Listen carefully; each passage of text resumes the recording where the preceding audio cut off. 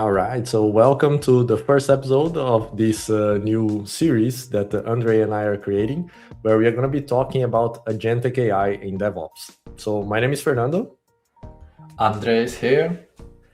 And in this session, we are going to basically set the stage to why we are doing this, what we are going to be talking about in the coming sessions. And yeah, Andrey. Yes, so the AI was all over the place, and Fernando and I both have extensive experience working as AWS consultants, building infrastructure as code, immutable infrastructure, doing a lot of Terraform, being AWS experts, and we actually trying to figure out how the whole AI thing is gonna affect our space where we are experts. It's a new tool available for us, and we as professionals needs to be taking a closer look into what the tools are, what the capabilities are, and how the things are going to change. I'm pretty sure that there are a lot of people out there trying to figure the same things out, because I think everyone is asking how everything is going to change. So with those series, we invite you to have a discussion about how things are changing, and what we bring to the table is years of experience, being the AWS consultants, working with infrastructure, building it for the customers of different sizes and different industries. But there is more to that. Would you share that, Fernando? Yeah, for sure. So besides using AI on our day-to-day as consultants, like Andrey mentioned, we thought, what if we actually start building an agentic AI solution that helps us with the things that we have to do, right? Because we feel the pain, like everyone else working on this. A lot of things that you need to deal when you are building a solution on AWS, in our case, right? Like incidents, or when you want to understand how something works, you're onboarding a team. So there is a lot of things that you need to do, as we realize, like, if we would have an agent here to help us and help our clients, this could be very beneficial. So we actually started building, and we have already clients using it in production. So we have an agent connected to a real AWS environment that is going to be part of the discussions we are going to have here. So it's not just about how to use Cursor or Cloud Code. You might have seen these tutorials around, right? We are going to discuss these tools as well, but we are bringing to you, besides the AWS experience and the DevOps, like the consultant experience, how it is to actually build an AI agentic solution, right? Which is a different angle, right? This is where we believe that we have a unique perspective. So we're bringing you the perspective of the practitioner who building the infrastructure, and you will hear AWS from us a lot, but that's just because of our professional deformation. I mean, we've been doing a lot of AWS, but like AI in general is cloud agnostic. It could do it the same way it could do any other cloud, like Oracle Cloud or what have you. So it's universally applicable. Just when you hear us saying AWS, substitute it with a cloud of your choice. And we should also mention that what Agentic AI is, right? Like, because we're saying Agentic AI, and we might be assuming that everyone understands what is that, but that's probably not the case for everyone.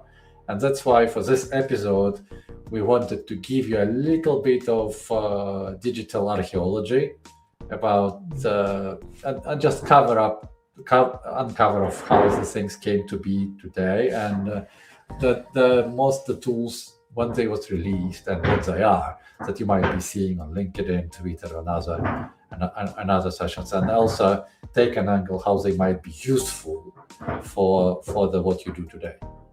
Yeah, I think like understanding this is indeed the key for the agentic thing, so you can understand as we kind of go throughout the timeline, right? So I think a basic thing is like if for me at least, if I would try to say like what is agentic AI compared to the AI we are used to, maybe ChatGPT that most people have touched and are familiar with, is basically an agent can do something, right? So maybe this is the simplest way to think about it. ChatGPT, you can ask questions. Claude, you can ask questions. It's going to tell you something, but it can't actually do anything, right? It does a research, but it can't touch a system. It can make changes. While an agent, what constitutes an agent is the capability of taking actions, right? So maybe just to set a little bit of the tone of like, this is the idea. An agent can make changes and not just like reply with content, right? Yes, and historically, this is exactly why a lot of people dismissed the AI as a useful tool in their occupation. And like us doing the infrastructure was the same, because when ChatGPT came out in November 2022, which is like 4 years ago, so it's been a while. Then you could send the query in and you can get the text out, but it wasn't useful. And in 2023, things started to happen around that, because this is like where the first use cases kind of start to came in, where you would have text in, text out. This is where it could be useful. And then you have the you should understand the chatbot that you're interacting with. The fact why it cannot take any action is because it's being hosted on the server somewhere out there. You're being presented with a web interface. So you type your question in the web interface, it goes to the server does the processing, which is called inference, and you getting back the answer. Then in 2023, text in, text out, obviously coding was very applicable thing that you could do, right? Because we're typing in text and then we're executing it. So here we could put in the query and get the code out, and the code is structured also.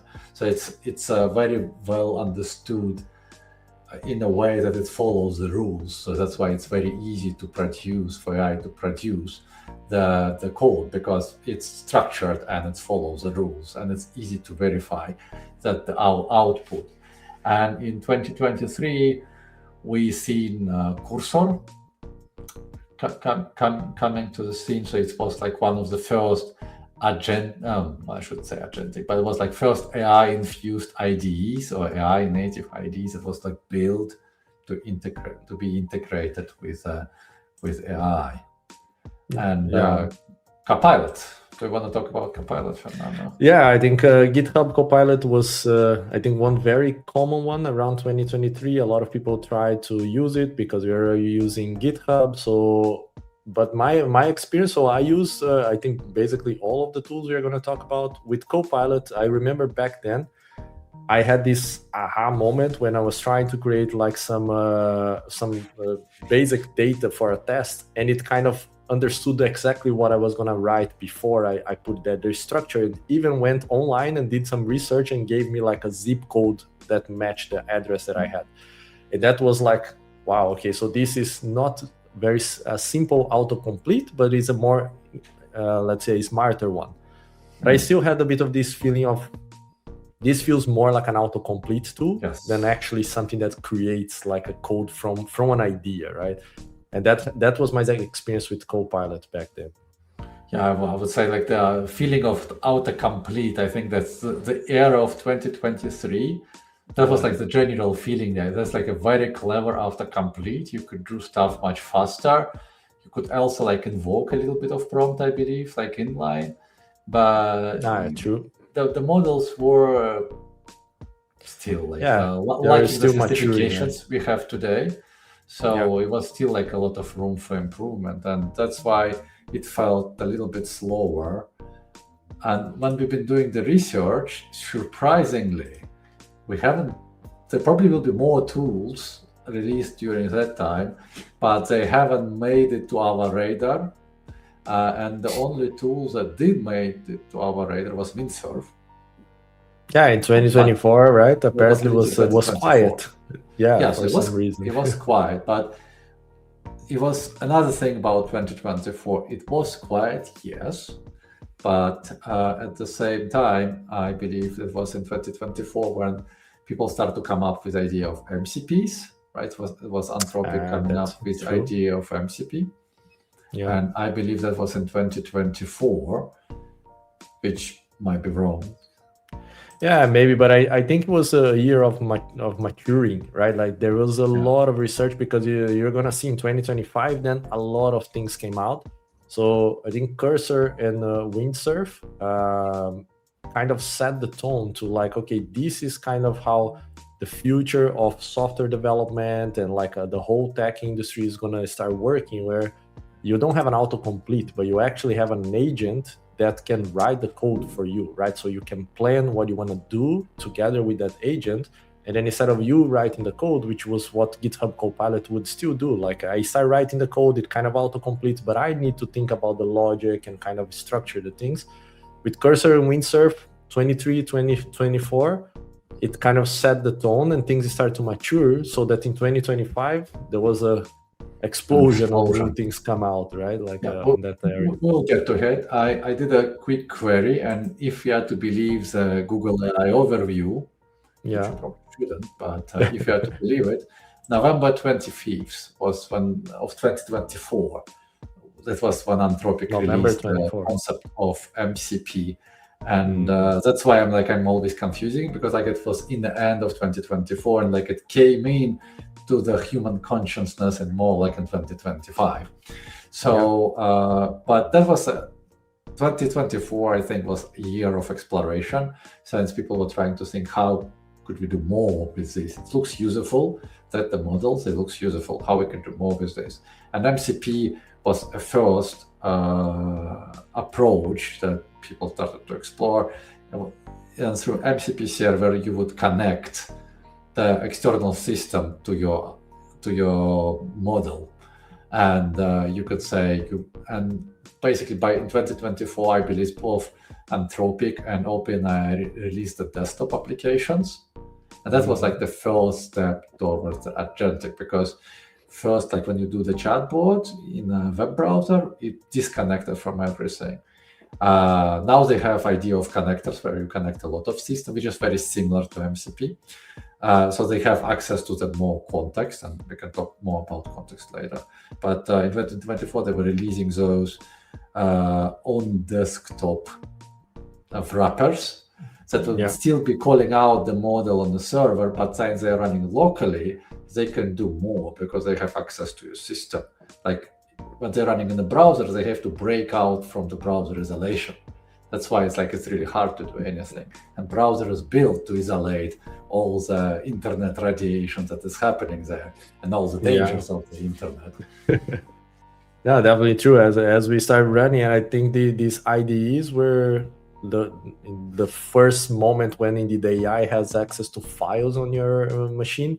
And then indeed with the desktop apps, now you can see, I think was earlier this year, right? Claude launched the co-work, which is now something for non-tech people, right? That works with files, spreadsheets, Word documents, and this stuff in your machine. So that's when you start bringing AI into an environment where it can actually do things, right? But this is basically, I think it set the tone with the IDEs, and then in 2025 we started seeing things like Claude Code, right, that came out in February as a beta thing, which was, I think back then, I don't know how it was for you, Andrey. For me, I saw it, it was like, okay, it feels like another version of Cursor, but throughout the year, everyone started to try, me included, and then you start to see that it was more than that, right?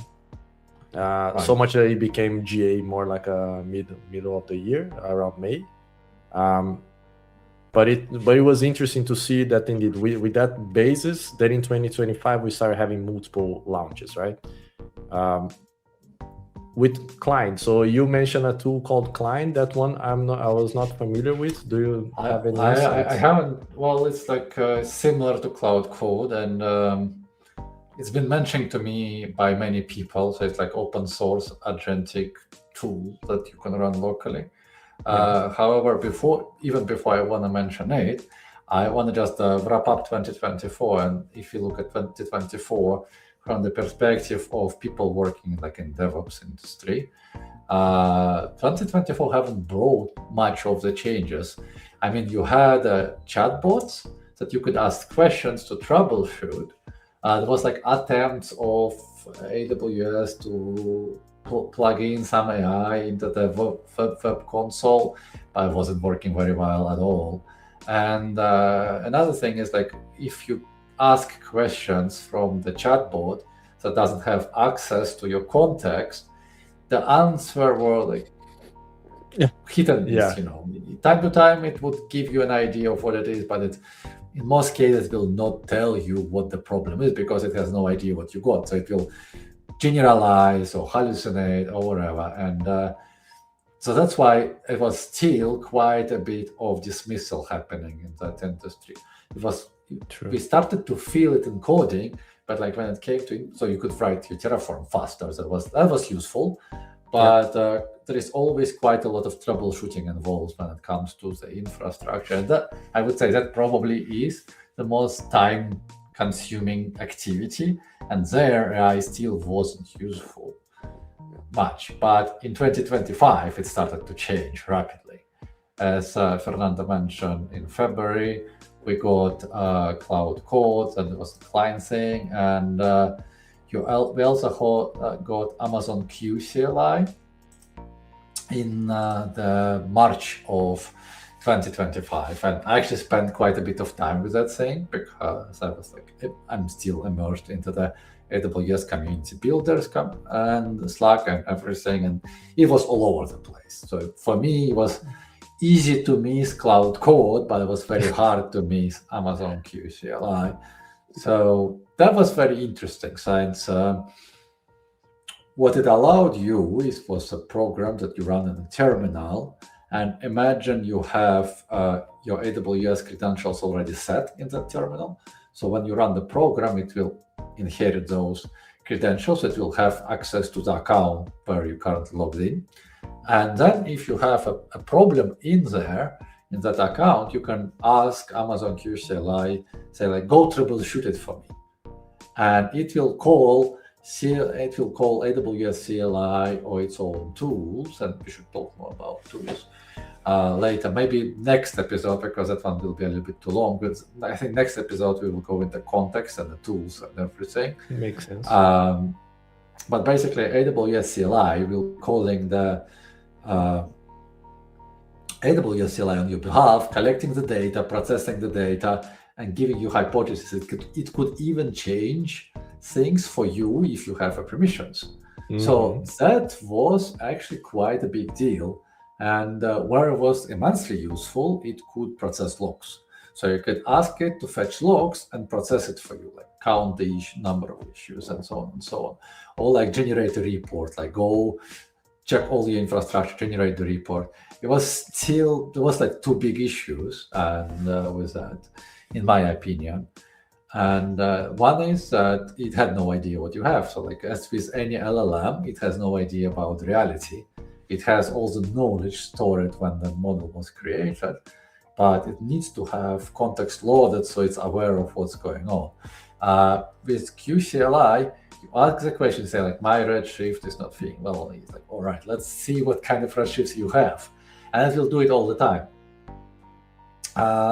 The Cloud Code is technically a very similar product.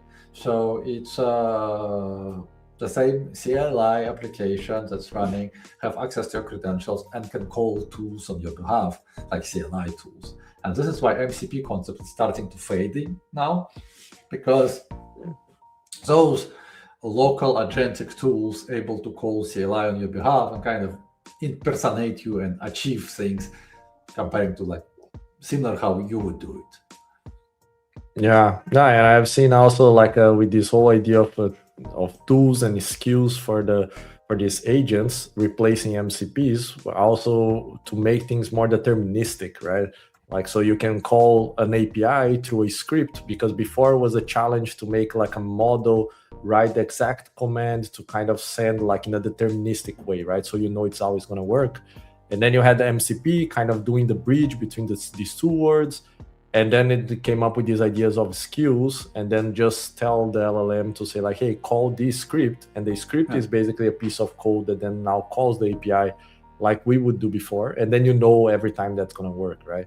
So I also started to see this, and the context thing, which we will go in more detail, but basically the fact that the AI before didn't have this context about what you're dealing with makes it hard, right? And I remember like as you were transitioning 24, 25, I had colleagues working with me using ChatGPT and like trying to figure out how to do things, and then you go into this loop because AI doesn't have an idea of what you're talking about, so it keeps giving you the same suggestion over and over again. Yes.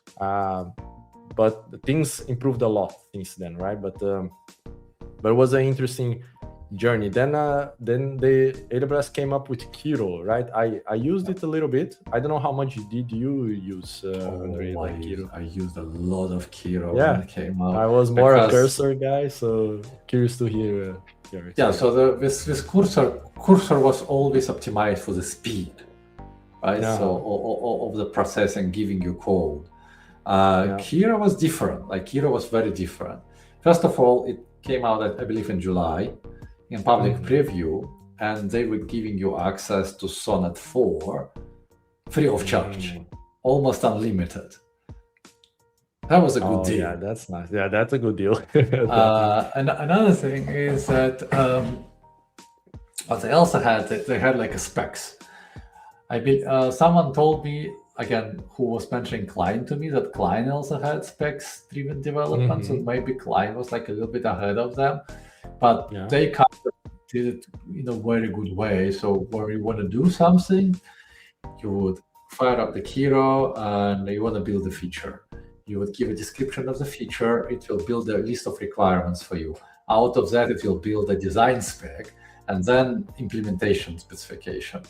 And you like spending quite a bit of time reviewing this. And I strongly believe this is like where the AI-based coding goes anyway, because you need to have those specifications to capture the intent. Otherwise, you're getting some weird stuff or random stuff if you haven't provided the proper specification. So Kiro was like really zeroed in on a spec-driven development. It could also do like a little bit of vibe coding, but the spec-driven development was its main feature. And it was also like it felt like it had like this enterprise-ish taste, because it would also heavily lean in the test-driven development. So it would write a lot of tests to validate what it's doing. And generally, the output of the code was much better comparing to your normal vibe coding or like your regular vibe coding, just because, first of all, it was building out of the specs, but also it was doing a lot of unit testing and like it would even write the integration tests. So it was very interesting. I spent like hours in Kiro really this last year. Nice. Yeah, I tried. I remember indeed the difference in speed compared with Cursor was a big thing, because indeed for every change, right, it wanted to go through the spec loop.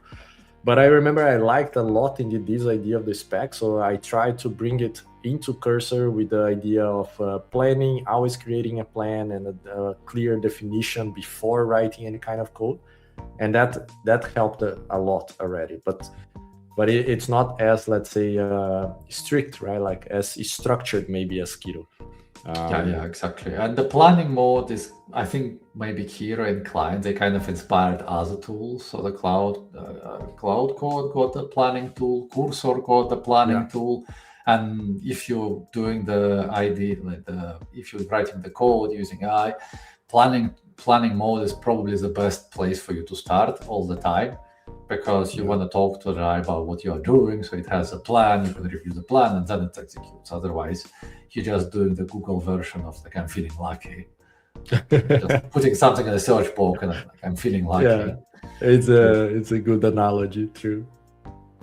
True, yeah. So I think throughout the year, right, 2025, so we had then Cloud Code coming up, then Kiro becoming more in November became GA, right? So I don't know how much traction now it has. I'm curious. And then Anti-Gravity, right, also came out in November as the IDE from Google. What I have seen for Anti-Gravity, like it also comes with the plan as a built-in part of the workflow. So it always does that. It also has some testing things for like if you're doing front-end development, it kind of opens a built-in browser, takes a screenshots. So it kind of try to self-fix things, even visual things. And Google pushed a lot with also similar idea like Keto, like, hey, you can use almost for free, unlimited, and a lot of people adopted it, right? But not in our field, I feel. I have seen a lot of non-technical I've people seen a using couple of people using anti-gravity, Yeah. yes. But it's also windsurf, basically. So they acquired the team of the windsurf. And so windsurf is still there, but they basically hired all the founders. Because it was like a deal. I think windsurf wanted to sell to OpenAI, and then the deal fell through. And Google came in and just acquired the founders. Okay. So so that's where the knowledge probably is coming from, all the thing. Yeah, so I think that I see still a lot on YouTube, like people talking about it, but I have seen most people that were doing AI automations with NA10, like other tooling, different niche, taking anti-gravity as their tool, the one that worked well for them. Okay, that's interesting. So that was nice, but for like engineering, I haven't seen as much. Right. And then in 2025, is there other thing for you that stood out besides the?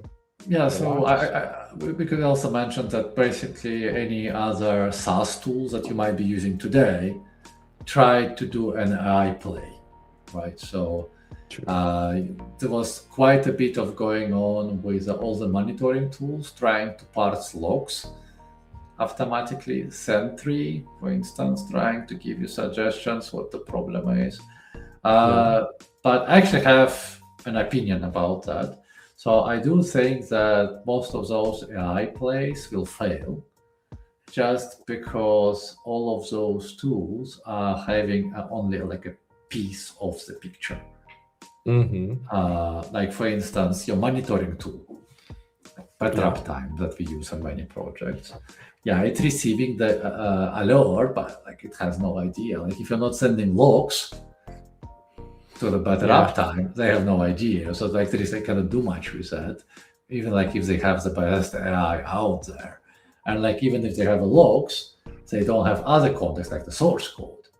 So in order for that to work, you really need to have everything. So you need to have source code, logs, metrics, ideally your Slack conversations, documentation for AI to work and make it magic to work, because the context is the king. If you don't have the context, then you will have hallucinations and AI trying to come up with something.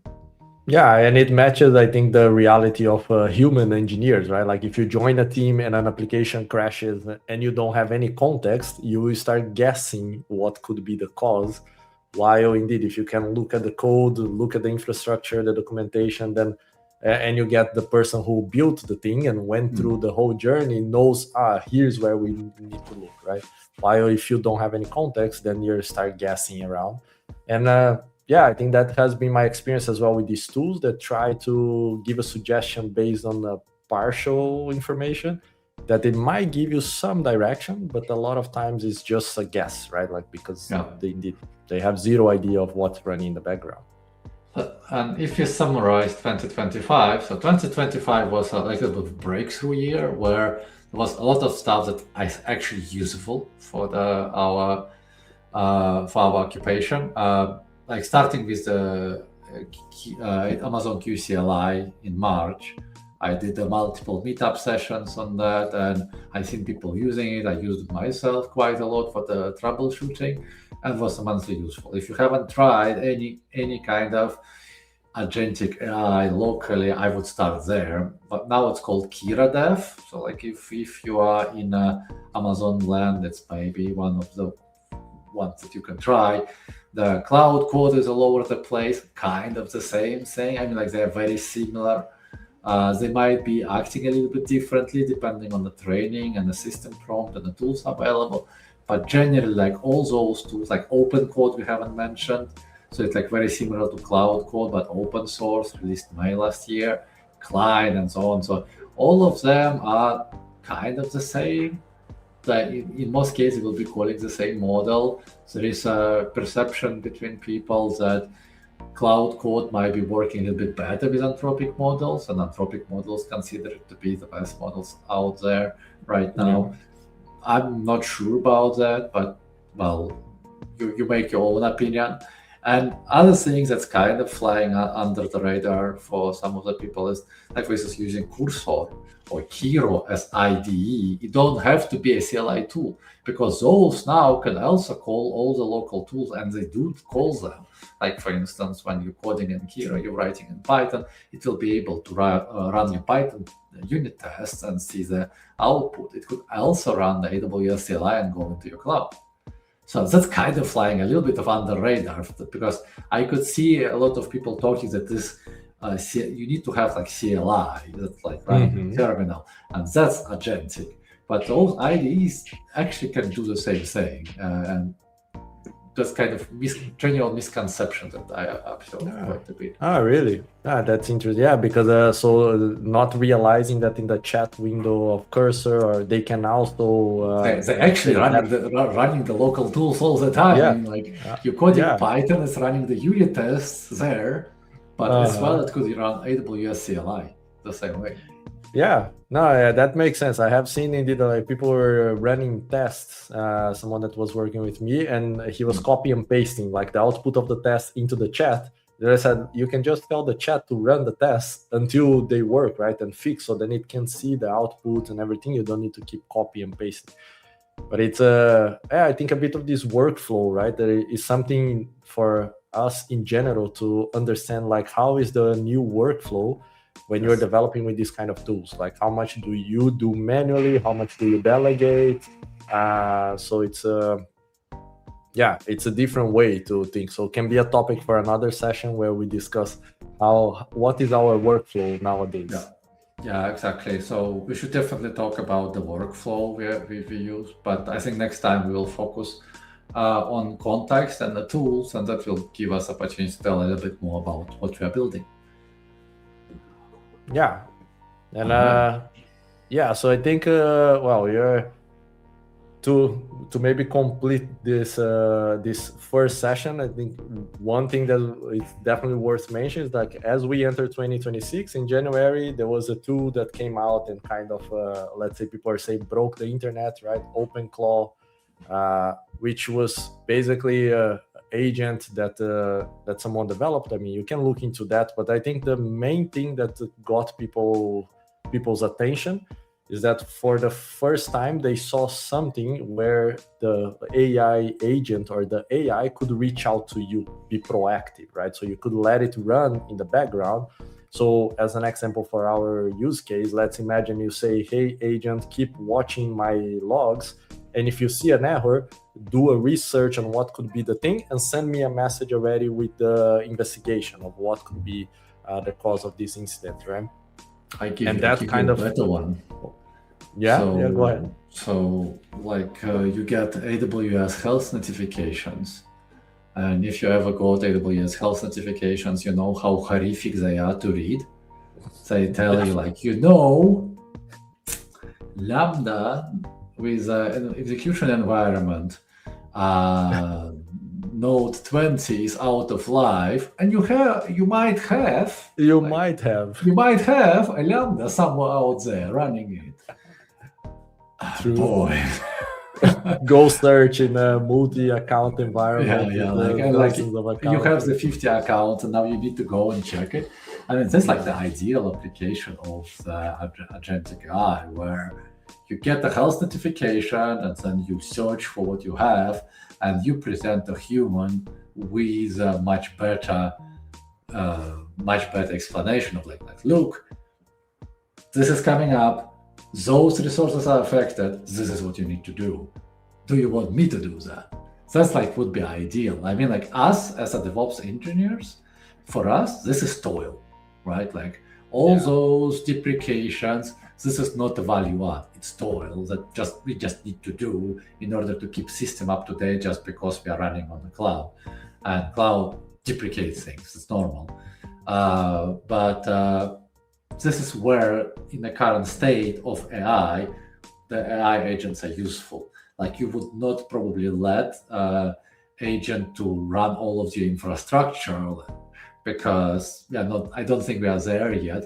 But this kind of use cases where it could enrich information or give you a better insight, that's all, like remove some toils. This is where it could be very, very useful and save us time. Yeah, no, definitely. And I think this is one of the big pains when we are running infrastructure, right? Like figuring out things, especially as we have more and more resources. And that ties back to what we mentioned in the beginning of the session, that based on scenarios like this that Andrey mentioned, then we are like, well, why don't we actually then build something that does this and more, right? Like, but that solves that problem.